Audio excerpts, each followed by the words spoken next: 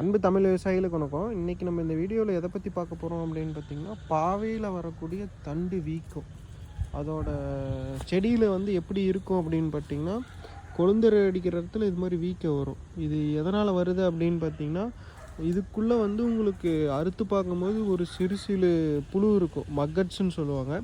இந்த மக்கட்ஸ் என்ன பண்ணும் அப்படின்னு பார்த்திங்கன்னா, உள்ளே இருக்கிற இதை வந்து ஃபீட் பண்ணி இந்த தண்டை வீங்க வச்சிரும். அடுத்த கொழுந்து அடிக்காதுன்னு வச்சுக்கோங்களேன்.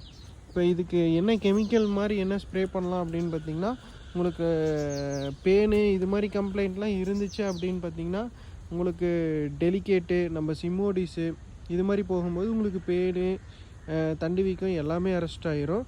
வெறும் தண்டு வீக்கம் மட்டும் இருக்குது அப்படின்னு பார்த்திங்கன்னா, நம்ம பேயரில் வந்து நம்ம அலான்டோ போகலாம், இல்லை அப்படின்னு பார்த்திங்கன்னா மார்ஷல் போகலாம். இது மாதிரி போகும்போது உங்களுக்கு வந்து இந்த தண்டு வீக்கம் வந்து நல்லாவே கண்ட்ரோல் ஆகிடும்.